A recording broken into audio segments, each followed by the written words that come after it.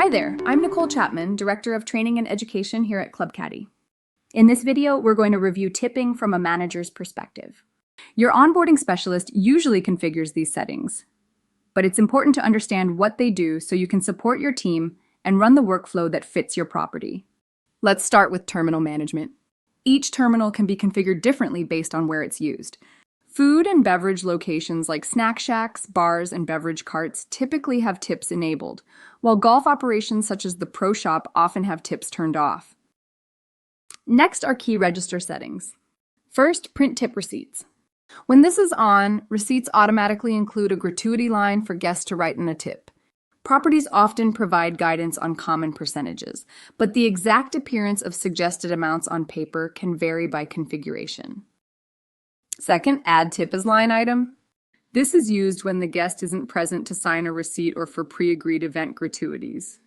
For example, after a banquet, a manager can record a set dollar amount as a gratuity in the system.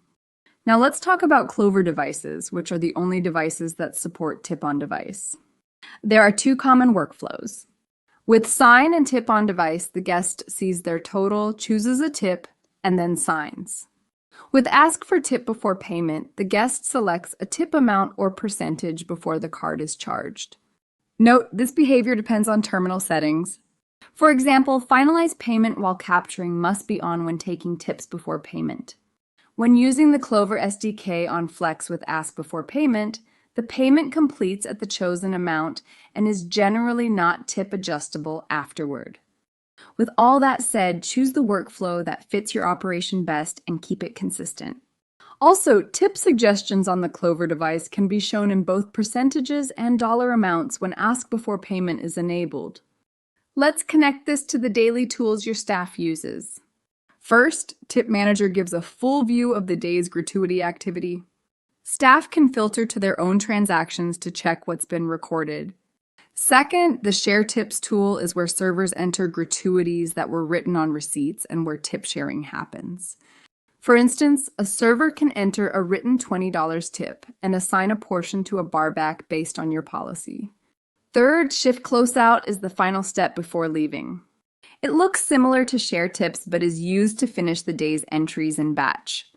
After closeout, adding or editing tips is restricted and may require manager actions or separate reconciliation steps. There's also day-end closing. As a best practice, complete this daily. The closing staff member counts the float, enters cash, and ensures the drawer balances so your records and payouts stay clean. Finally, variance in payroll. If your configuration includes non-cash tips in variance, the drawer will reflect those payouts when a server takes home credit card tips in cash. If your property does not include non-cash tips in variance, those gratuities flow to Payroll Summary and are paid through payroll instead. Non-cash tips include things like credit, debit, and gift card gratuities. Cash tips are typically taken home directly and may or may not be tracked in payroll depending on your policy. To sum up, terminal management determines where tips are enabled. Register settings control whether tips are written on receipts or added later as a line item. On Clover, pick a single on-device workflow and stick to it, noting that ask before payment on Flex means no after-payment tip adjustments. Tip Manager, Share Tips, Shift Closeout, and Day-End Closing are the daily tools to record and finalize gratuities. Variance and payroll settings determine whether tips are paid from the drawer or through payroll. The biggest takeaway? Commit to one workflow. Mixing receipt tipping and device tipping can create confusion. Choose one method and keep it consistent for your operation.